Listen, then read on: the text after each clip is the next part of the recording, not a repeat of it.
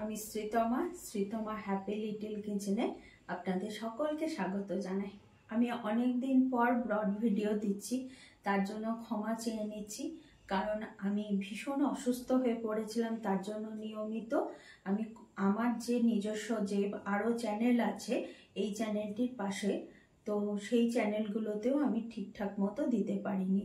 তো বক না করে চলুন তাহলে সোজা রান্নাঘরে যাই, রান্নাঘরে গিয়ে রান্নাটা শুরু করে দিই। আজকে বানাবো চিকেনের একটি রেসিপি। তো চটজলদিও হয় আর ভীষণ সুস্বাদু হয় খেতে। চলুন তাহলে। চিকেনের এই রেসিপিটি আমি যখন কাশ্মীর বেড়াতে গেছিলাম তখন আমাদের যে কাশ্মীরিয়ান ঠাকুর ছিলেন সেই রান্নার ঠাকুরই আমাকে এই রান্নার এই রেসিপিটি শেখান। তো তার জন্য তাকে ধন্যবাদ জানাই চ্যানেলের মাধ্যম দিয়ে। এত সুন্দর হয় রেসিপিটি, আর এটি খুব সহজে আমার মতন করে আমি একটু অন্যরকমভাবে করার চেষ্টা করেছি। চলুন তাহলে দেখতে থাকুন। চিকেনের এই রেসিপিটি বানানোর জন্য প্রথমে আলুগুলোকে ডুমো ডুমো করে কেটে জলে ভিজিয়ে রেখেছিলাম, যাতে করে কষটা খুব ভালো করে চলে যায়। তারপর এদিকে মাংসটাকে ভালো করে ম্যারিনেট করে রাখবো কিছুক্ষণের জন্য। হাতে যদি সময় থাকে তাহলে আধ ঘন্টার মতো যদি ম্যারিনেট করে রাখা যেতে পারে তাহলে খুব ভালো হয়।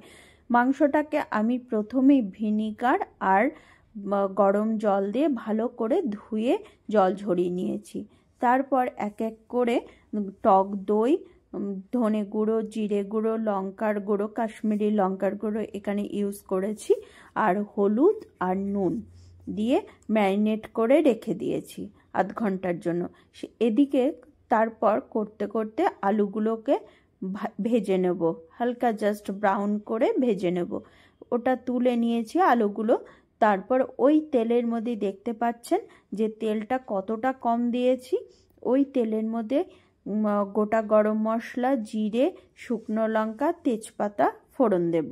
ফোড়ন দিয়ে জাস্ট হালকা ব্রাউন যখন হয়ে আসবে, ফোড়নটা থেকে সুন্দর গন্ধ ছেড়ে আসবে, তারপর পেঁয়াজগুলো আর সামান্য মিষ্টি দিয়ে জাস্ট হালকা ব্রাউনিশ ব্যাপারটা যাতে হয় তার জন্য হালকা জাস্ট ফ্রাই করে নেব। চিকেনের এই রেসিপিটি রুটি, পরোটা, নান, ভাত সব কিছুর সাথে খুব ভালোভাবে যায়। আর এই রান্নাটা করার জন্য একটু সময় হাতে নিয়ে যদি করা যেতে পারে তাহলে কিন্তু খুব ভালো হয়, আর খুব কম আঁচে খুব সুন্দরভাবে রান্নাটি হয়। তারপর যখন হালকা জাস্ট ব্রাউন হয়ে আসবে পেঁয়াজটা, আমি এক এক করে মাংসগুলো দিয়ে দেব। মাংসগুলো এখানে কিন্তু দেওয়ার সময় একটা কথা মাথায় রাখতে হবে, যে মশলাটাকে ম্যারিনেট করে রেখেছিলাম সেই মশলাটা কিন্তু এখন দেওয়া যাবে না। শুধু মাংসগুলোকেই ওপর থেকে তুলে নিয়ে ফ্রাই করে নিতে হবে। তো দেখতে পাচ্ছেন আমি একটু সময় ধরেই কিন্তু মাংসগুলো প্রথমে ওপর থেকে তুলে নিলাম। মাংসগুলো দিয়ে দিয়েছি, এরপর দিয়ে দেবো কুচনো টমেটো আর কাঁচা চেরা লঙ্কা। তো এগুলো সব দিয়ে আমি 5 মিনিটের জন্য কষিয়ে নেব। তো এখানে একটা কথা জেনে রাখতে হবে যে এই সময় কিন্তু আমি আর আলাদা করে নুন দেব না, যেহেতু আমি ম্যারিনেট করার সময় নুনটা দিয়েছি তার জন্য কিন্তু এখন আর কোনো নুন দেব না। নুন দিলে পরে কিন্তু জল ছেড়ে যাবে, মাংসটা ফ্রাই করা যাবে না। তো এদিকে আরেকটি প্যানের মধ্যে আমি কিছুটা ঘি নিয়ে নিয়েছি।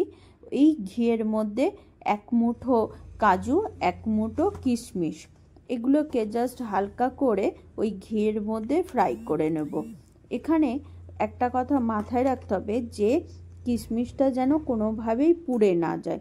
যদি কিশমিশ বা কাজু কোনোটা পুড়ে যায় তাহলে কিন্তু পোড়া গন্ধ ছাড়বে এবং খেতেও কিন্তু তেতো ব্যাপারটা চলে আসবে। তার জন্য অনবরত লো ফ্লেমে নেড়ে যেতে হবে।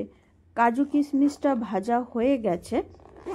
এদিকে আমি ওই কাজু কিশমিশের পেস্টটা দেওয়ার আগে কিছুটা রসুন বাটা আমি পেস্ট করে নিয়েছিলাম। রসুন আর যে ম্যারিনেট করা মাংসটা ছিল সেই মশলাটা দিয়ে দিলাম।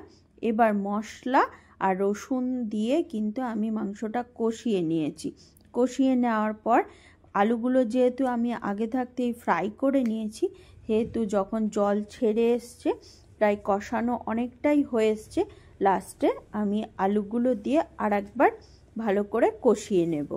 কষানো হয়ে গেলে সবার শেষে দিয়ে দেব পোস্ত, চারমগজ বাটা আর কিছুটা টক দই।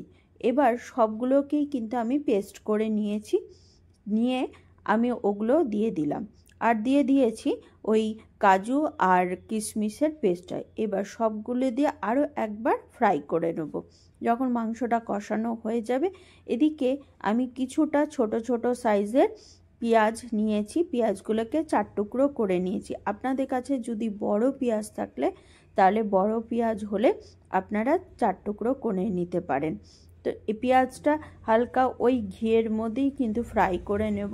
তবে পেঁয়াজটা আমি এখন দেব না, সব হয়ে যাওয়ার পর যখন মাংস কষে আসবে, জল দিয়ে যখন ফুটে উঠবে, তারপর সবার শেষে কিন্তু আমি পেঁয়াজটা দিয়ে ঢাকা চাপা দিয়ে দেবো। আর এখন কিন্তু আমার মাংসটা রান্না হয়ে গেছে, দেখতেই পেলেন। সবার শেষে আমি পেঁয়াজ দিয়ে দিলাম আর কিছুটা ভাজা মশলা হিসাবে ব্যবহার করেছি, এটা আমি আগে থাকতেই ভেজে রেখেছিলাম। 1 টেবিল চামচ জিরে গুঁড়ো, 1 টেবিল চামচ ধনে গুঁড়ো, একটা স্টার এলাচ, একটা জয়িত্রী, একটা জায়ফল, এই সবগুলোকে নিয়ে আমি ওটাকে হালকা রোস্ট করে নিয়ে গুঁড়ো আমি আমার পরিমাণ মতো জল দিয়ে এখানে আমি ঢাকা চাপা দিয়ে দেবো।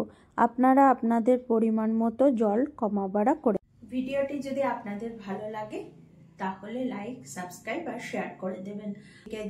আর ফেসবুক থেকে যারা যারা দেখছেন তারা পেজটিকে ফলো করে রাখবেন, একটি লাইক বাটন টিপে আর আমার পাশে থাকবেন। আমি তাহলে নেক্সট ভিডিওগুলো করার ক্ষেত্রে উৎসাহী হব। তো আজকের মতো এখানেই, আবার দেখা হচ্ছে নতুন আরেকটি রান্নার রেসিপি নিয়ে। ততক্ষণের জন্য আপনারা ভালো থাকুন, সুস্থ থাকুন, নমস্কার।